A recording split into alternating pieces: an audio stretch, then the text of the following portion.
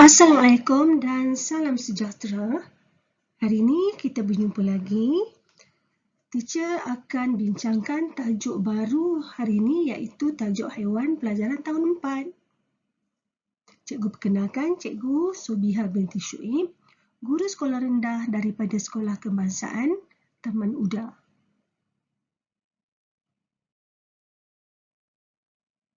Okey, untuk unit 3, tajuknya adalah haiwan, standard kandungan, organ pernafasan haiwan. Di sini, teacher sediakan nota mudah untuk belajar. Jom. Jadi, tajuk kita pada hari ini, di manakah haiwan tinggal? Ataupun dengan lebih mudah lagi, habitat haiwan. Di mana haiwan tinggal? Ada haiwan yang hidupnya di darat. Ada haiwan yang tinggal di dalam air. Selain daripada itu, ada haiwan yang tinggal di darat dan juga di air. Kenapa? Sebab kesemua haiwan tersebut walaupun tinggal di darat dan juga di dalam air, haiwan tersebut perlu bernafas untuk meneruskan hidupnya.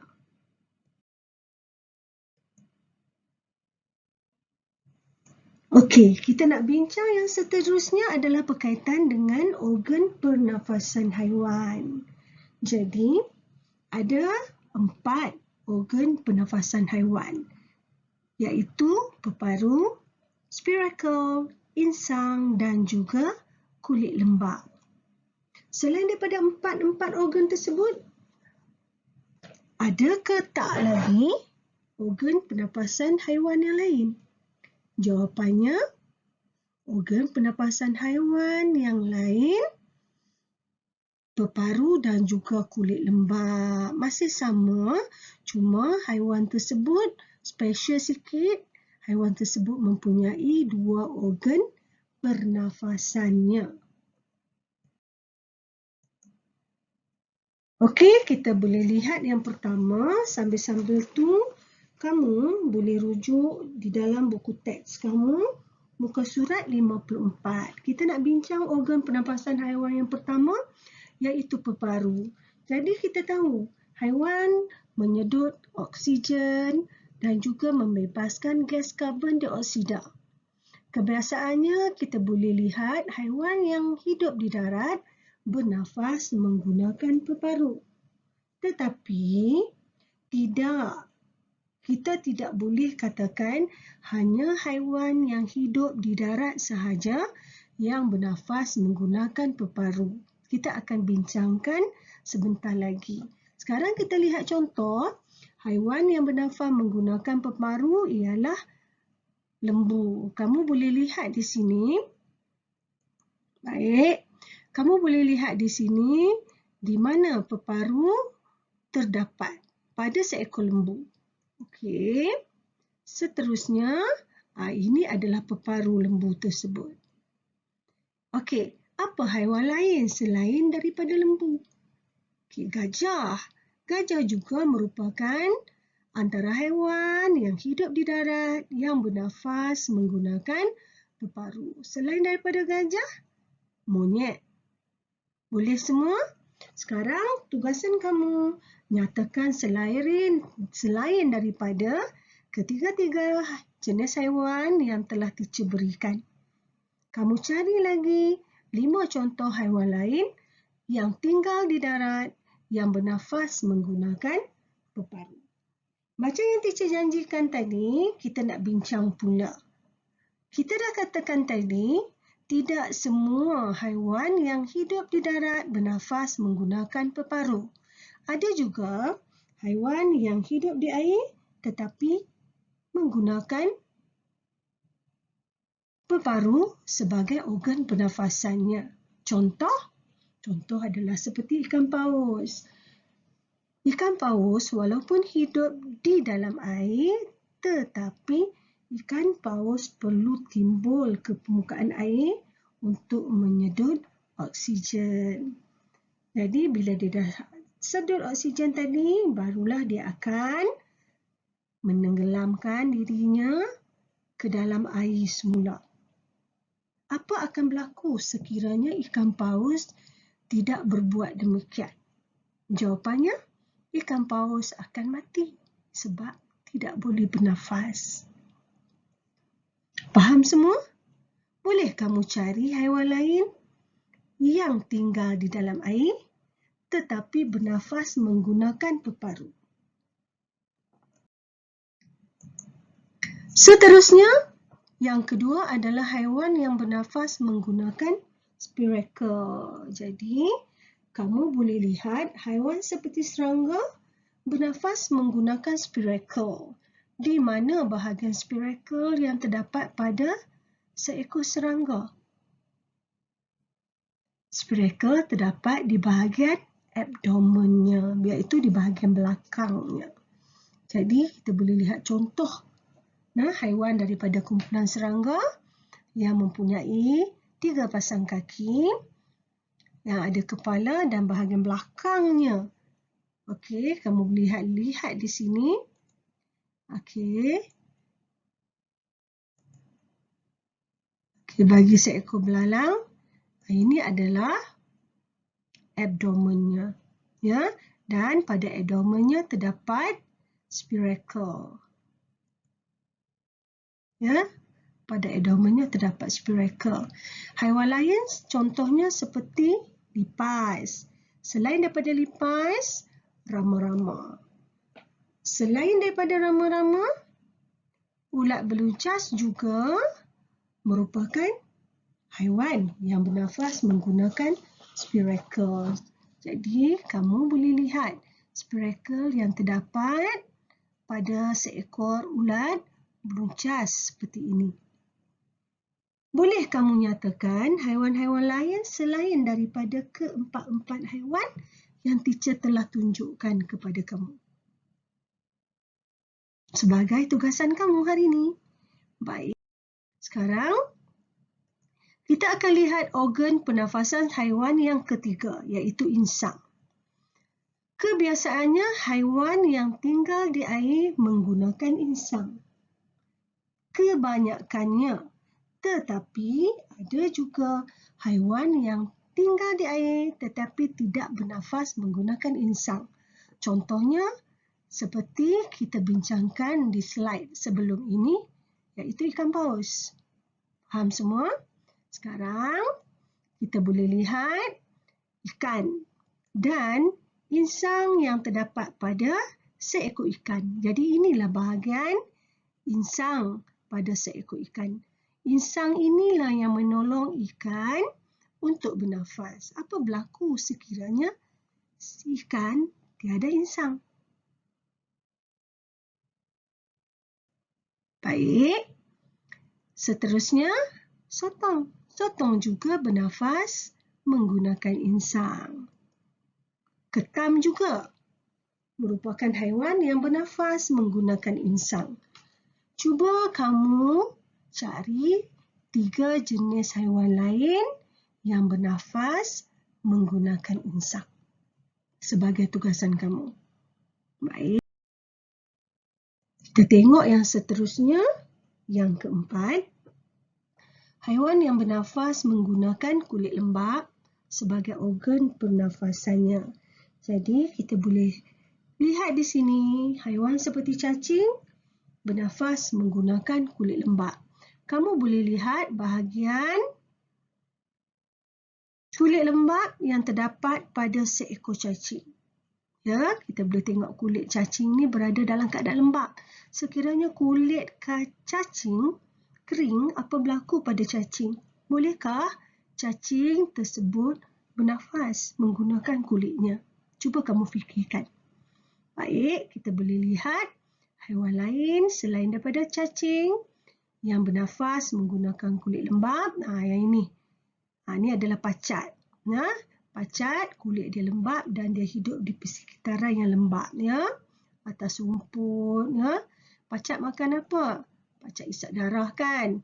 Begitu juga dengan lintah. Lintah adalah haiwan yang berkulit lembap. Baik, kita tengok yang seterusnya. Terdapat juga haiwan yang bernafas, haiwan yang mempunyai lebih daripada satu organ pernafasan. Kamu boleh lihat kebesaran Allah beri kepada haiwan tersebut. Nah, maksudnya haiwan tersebut boleh menggunakan peparuh dan juga menggunakan kulit lembap. Okey, masa mana haiwan tersebut menggunakan peparuh dan masa mana haiwan tersebut menggunakan kulit lembap. Jadi, kita boleh tengok haiwan ini bernafas menggunakan peparuh semasa berada di atas darat. Dan waktu haiwan ini berada di dalam air, haiwan ini akan menggunakan kulit lembapnya. Jadi, contohnya kita lihatlah di situ katak ya. Macam yang kita tahu, katak dia boleh hidup di darat dan juga di dalam air. Waktu di dalam air, katak akan bernafas menggunakan kulitnya yang lembap ni. Tetapi, bila dia berada di atas darat, normal balik, dia akan bernafas menggunakan peparuhnya. Haiwan yang seterusnya, kamu boleh lihat di sini. Pernah nampak tak haiwan ni?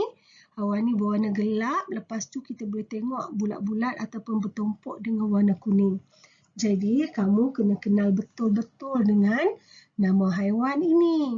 Sekiranya kamu diminta menyatakan haiwan yang hidup di darat dan juga di dalam air selain daripada katak. Jadi jawapannya ialah salamander. Haiwan ini namanya salamander. Dan kawan sebelah dia ni pula, nampak macam cicak je kan.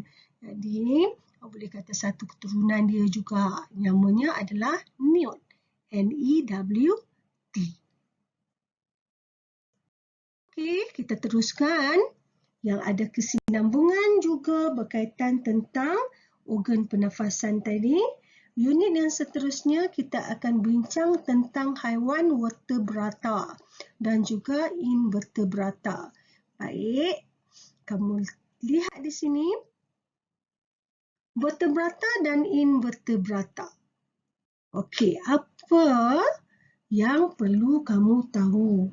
Apa yang perlu kamu tahu ialah maksud vertebrata itu sendiri. Apakah maksudnya? Haiwan yang mempunyai tulang belakang. Itulah maksud bagi vertebrata. Kamu kena ingat bila kamu diminta memberi maksud, kamu kena nyatakan balik vertebrata ialah haiwan yang bertulang belakang. Okey, invertebrata pula sebaliknya. Maksudnya, haiwan yang tidak mempunyai tulang belakang. Nak tahu tak haiwan apakah yang kita kelaskan sebagai vertebrata dan juga invertebrata? Jom kita tengok.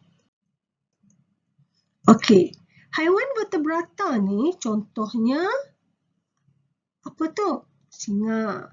Selain daripada singa, ular. Lagi, elang. Lagi dan lagi.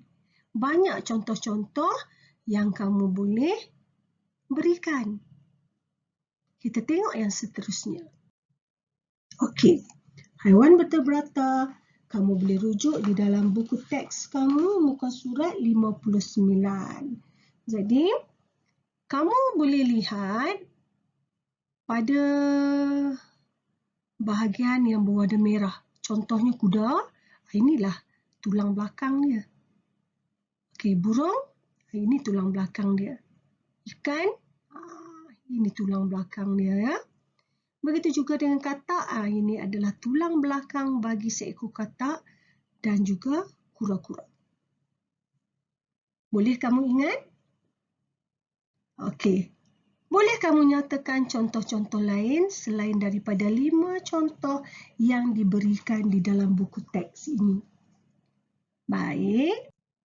Seterusnya, kita boleh kelaskan haiwan vertebrata ni daripada kumpulan amfibian. Amfibian ni bermaksud haiwan yang hidup di dalam air dan juga di atas darat. Maknanya dua alam. Dia boleh tinggal di darat dan juga di air. Contohnya katak. contoh-contoh yang lain? Boleh kamu nyatakan. Yang kedua, daripada keluarga burung. Tak kiralah, bukan semestinya burung. Contoh burung merpati, burung tekukur, burung helang, ayam, itik juga daripada keturunan burung. Ya? Okey, ikan begitu juga. Pelbagai jenis spesies ikan. Juga mempunyai tulang belakang ataupun kita kelaskan sebagai vertebrata. Seterusnya mamalia. Apa dia haiwan mamalia? Kita akan bincangkan sebentar lagi. Haiwan mamalia kebanyakannya tinggal di darat. Namun begitu, ada juga mamalia yang tinggal di dalam air. Dan yang terakhir daripada kumpulan reptilia, contohnya ular. Selain daripada ular, banyak sangat haiwan reptilia iaitu haiwan yang berdarah sejuk. Ya, kebanyakannya memang tinggal di atas darat, tetapi ada juga yang tinggal di dalam air. Tetapi bukan selama-lamanya. Contoh reptilia yang lain seperti buaya, biawak. Ya, betul. Okey, kamu senaraikan yang lain. Baik, sekarang kita lihat pula haiwan invertebrata. Bermaksud haiwan yang tidak mempunyai tulang belakang. Okey, ini adalah contohnya iaitu sotong. Ini lipannya. Dan satu lagi adalah rama-rama. Okey, maksudnya haiwan yang tak ada tulang belakang ni, bila kita tekan ataupun kita terpijak, kita akan lihat dia akan terpenyek tau. Dia tak ada struktur yang menyokong yang keras tu, tulang belakang tu. Itu perbezaan antara haiwan yang ada tulang belakang dan yang tak ada tulang belakang. Okey, kita boleh lihat contoh haiwan yang tak ada tulang belakang ni. Okey, belalang, cacing, udang, lebah dan juga nyamuk. Boleh kamu nyatakan kepada teacher contoh-contoh lain haiwan invertebrata ini? Okey, sekarang teacher nak bincangkan tentang ciri-ciri khas haiwan vertebrata. Kamu boleh lihat di sini mamalia, amfibia. Okey, kita ambil satu persatu mamalia dahulu. Jadi, organ pernafasan bagi mamalia adalah peparu. Cara pembiakannya adalah melahirkan anak ataupun beranak. Kita boleh lihat litupan badannya. Mamalia ni berbulu halus. Kemudian mamalia habitatnya adalah di darat. Jadi contoh di sini ada dua teacher bagi iaitu rusa dan juga kucing. Kamu boleh senaraikan contoh-contoh mamalia lain yang hidup di darat. Ya.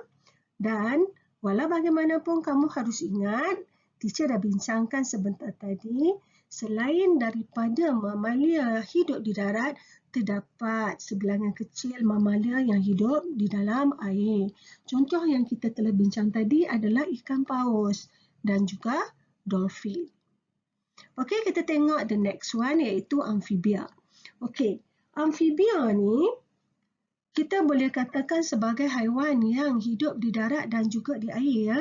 Maknanya dia boleh tinggal. Dia ada dua organ pernafasan, iaitu peparu dan juga kulit lembap.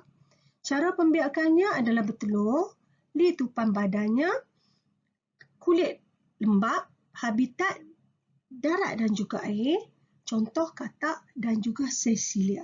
Kamu boleh Google tengok apakah haiwan yang kita boleh panggilkan sebagai sesilia. Seterusnya kita lihat ciri-ciri haiwan khas vertebrata ni dari jenis ikan. Jadi organ pernafasannya ialah insang, cara pembiakannya bertelur, litupan badannya bersisik, kemudian habitat air.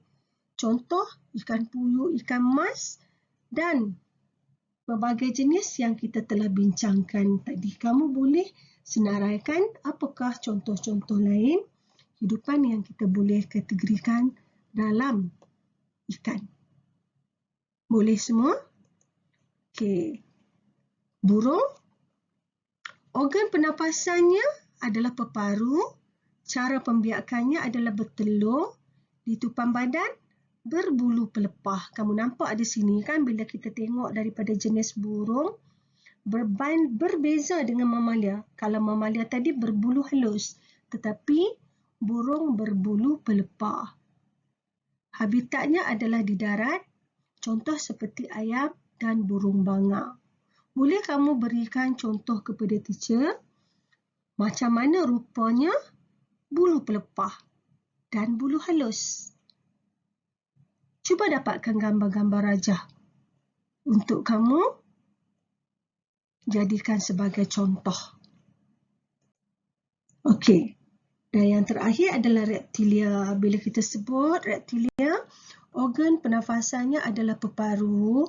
Cara pembiakan bagi haiwan reptilia ni adalah bertelur. Di tupan badannya kita boleh lihat. Di bahagian luarnya adalah bersisik dan ada yang berkulit keras. Habitat kebanyakannya tinggal di darat. Ada juga yang tinggal di air ya. Jadi contoh kita boleh lihat di sini seperti kura-kura dan buaya. Okey, di sini ada beberapa info yang perlu kamu tahu macam yang kita dah bincang tadi. Paus hidup di laut tetapi dikelaskan sebagai haiwan mamalia. Kenapa? Kerana ikan paus adalah haiwan yang melahirkan anak dan haiwan yang bernafas menggunakan peparu. Ini adalah info yang perlu kamu ingat baik-baik. Seterusnya, platypus. Platypus ialah haiwan mamalia yang unik ya. Walaupun dia mamalia tetapi platypus satu-satunya haiwan mamalia yang bertelur. Dan lebih banyak menghabiskan masanya di dalam air berbanding darat. Cuba kamu cari, kamu Google, kenapa keadaan ini berlaku. Seterusnya kelawar. Kelawar ni ialah haiwan mamalia yang boleh terbang seperti burung tetapi tidak dikelaskan sebagai burung. Jadi, kamu boleh lihat kalau kita kata burung, ciri luarannya kita boleh tengok ciri khasnya berbulu pelepah. Tetapi kelawar berbulu halus. Seterusnya soalan, mengapakah ikan lumba-lumba kerap naik ke permukaan air walaupun habitatnya di dalam air? Jadi, teacher nak kamu jawab soalan tersebut dengan sebaiknya. Kita akan bincang nanti. Seterusnya tugasan untuk kamu, kamu boleh rujuk buku teks yang berwarna merah tu. Tak kiralah untuk kelas 4 usaha ataupun 4 amal. Okey, buku teks tahun 4, muka surat 67 dan 68. Kamu jawab di dalam buku latihan Sains 1M1S kamu. Tuliskan tajuknya, hari dan hari bulan dan juga muka suratnya. Jawab dahulu dan kita akan bincangkan nanti. Okey. Seterusnya kamu boleh lihat di dalam buku Formula A Plus Saspadi tahun 4. Tolong jawab semua soalan tersebut. Bukan satu buku ya. Kamu cuma perlu menjawab topik yang kita bincang hari ini, iaitu tajuk haiwan, muka surat 25 hingga muka surat 34. Ya, teacher ulang sebab teacher tidak catatkan muka surat berapa tu. Kamu perlu jawab muka surat 25 sehingga muka surat 34. Boleh ingat semua? Baik. Jadi, pesanan akhir teacher untuk semua, teruskan belajar, jangan banyak bermain, pandai agihkan masa kamu di antara masa belajar dan juga masa bermain. Jaga diri sepanjang tempoh PKP ini, stay at home. Bye. Jumpa lagi.